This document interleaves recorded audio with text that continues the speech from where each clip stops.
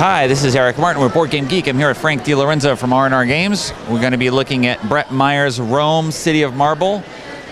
And I got to say, I love this cover. Isn't it nice? It is.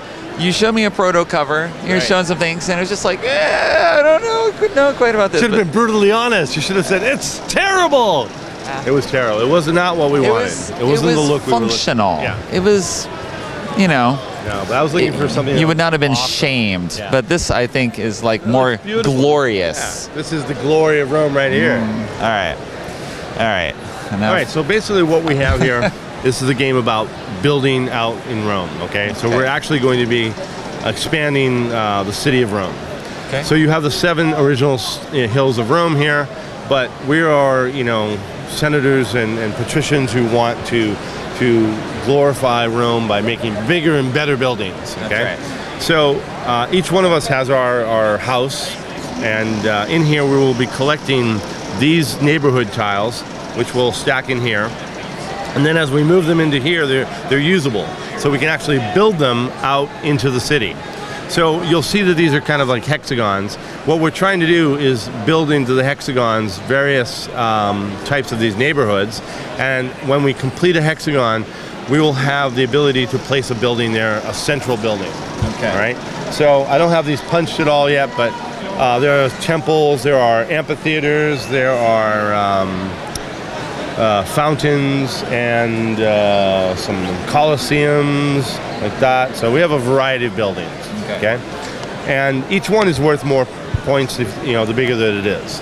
So when I play from here, I will bring a neighborhood tile out, I'll place it there, and I can use one of my people to basically go out there and say, I am supporting this, okay? So I put a magistrate out there, and I will literally say, that's one I really want to get going. So when this is completed, whoever has the most magistrates in control of that area on the right color for that building, they will then build that building. So if I have the most red, then red is what we're going to build. That's what we decided, and I get the points for the red building. Okay. And these are not player colors. We should They're specify. not player colors. Now, if you'll notice, the player colors are different. This is a light blue guy. This is a gray guy. We have a pink guy, and we have a yellowish kind of guy. But we didn't want to match these colors exactly to make it confusing. These are different. The actual different tiles that you're going to be building on the board. So Promises here. here. The green building is only worth 2 victory. The blue building is worth 3, then a 5, then 8 for the Colosseum. Okay. You'll notice these squares here. These are imperium. This is a measure of your prestige in Rome. So when I built a building, I have the ability to get this imperium, which is very useful in the game. So when I build this, I can take one of my magistrates, put him now over into one of these here based on the color of building I built, and that's at the end of the turn, I will get imperium from these stacks over onto here. Okay. These are useful for 2 things. They are victory points at the end of the game. Whoever has the most will get a big bonus. Okay. But you can use them during the game to get more than your normal 2 actions. So I can actually add actions by spending imperium. I'm like, I'm important, get out of the way, I have more things to do. All right? So it's a very simplistic game and yet very deep strategy because you're playing with the other people to vie to get the different buildings built. You obviously want the most buildings. If there's a clash and we don't agree, maybe you had 3 red and I had 3 green, right? We're going to basically be equal, right? Or if you had 3 red and I had 3 red, we're going to be equal. So we can't build anything. We have to decide to build a fountain there. So whoever builds the fountain gets only a coin. Its coins are worth points at the end of the game, but it's not what you really want. It's not what you really want. You want the big building. You want the edifice. Okay. So that's pretty much the game in a nutshell. There are aqueducts in the game. Aqueducts can be built outward from these source points.